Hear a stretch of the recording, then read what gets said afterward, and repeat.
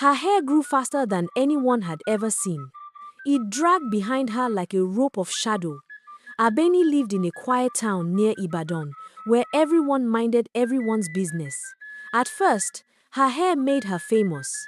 Women asked for her secret oil. Men joked about marrying her for her beauty. Children ran after her in the street, pulling the thick strands in awe. But it didn't stop. Every week she cut it, and every week it grew back double.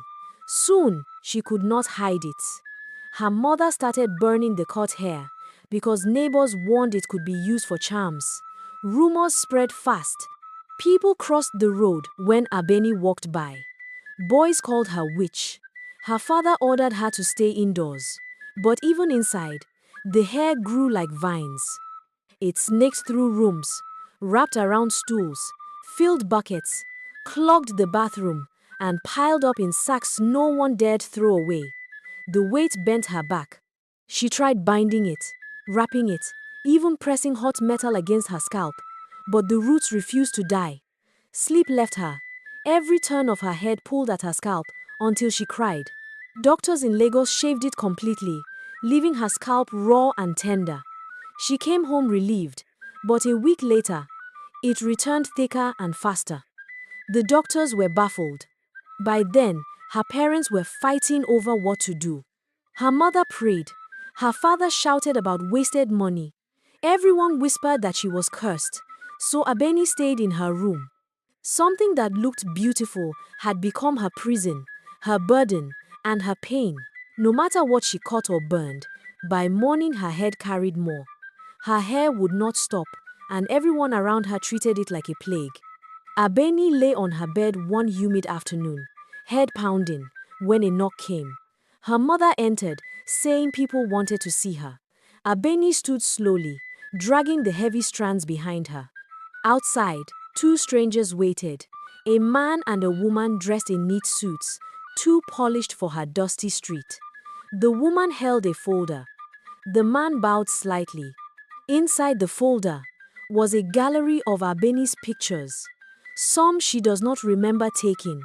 They explained that the world has seen her pictures and loved her hair. They also said they worked for a cosmetics company specializing in human hair. They said Abeni's case was unique, valuable, even historic. They wanted to employ her. They would pay well, house her, send money home, and most of all, they claimed they could cure her. At that word, her mother's eyes filled with hope. Abeni whispered, "I just want it gone." The woman smiled politely. "We understand. There is a solution," she said. "But it requires a contract. 2 years. During that time, you'll live comfortably. When your service ends, you'll be cured." Her father came out then, listening to every word. He heard the money, the cure, the chance to be rid of shame. He urged her to accept. Abeni refused at first, demanding to hear from a doctor. The company agreed, arranged a visa, and flew her to China. There, doctors confirmed her case was rare but treatable. They gave her medication to ease the pain until her contract ended. That was enough to make her sign. Her new life began fast. A luxury apartment, regular allowances for her parents. Every week, workers came to share her hair, hauling away bundles worth fortunes. Abeni was comfortable, yet her pain deepened. The pills dulled the headaches for a while, but not for long.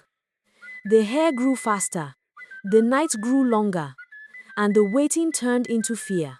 When the 2 years were finally done, she walked into the director's office, certain she would be free. She asked for the cure she had been promised. The director looked at her blankly, almost amused. He told her the cure existed, but he won't give to her yet. Not yet. He waved a vial before her, and she got more furious. The company had no intention of letting her go. If her hair stopped growing, their profits stopped too. If you are enjoying this one, please subscribe and share Stories of Africa for more stories. She was not an employee. She was the product. Her phone was confiscated. Instead of proper treatment, she received painkillers under strict watch. Her apartment became a cage with guards at the door. Workers still came weekly, cutting and packing her hair into crates that left the compound like clockwork. Her body weakened. Her head ached constantly. Soon, she was moved to a private ward where she was isolated, monitored, trapped. But Abeni watched everything. The guard by her door kept his gun loose. The doctor who visited today carried a very strange bottle she had once seen. She knew she had little time left. One afternoon, after a checkup, she screamed in agony. The guard rushed in. She quickly knocked him down with her elbow, and he collapsed on her bed. She rushed as fast as her legs could carry her straight to the director's office. He was nowhere to be seen.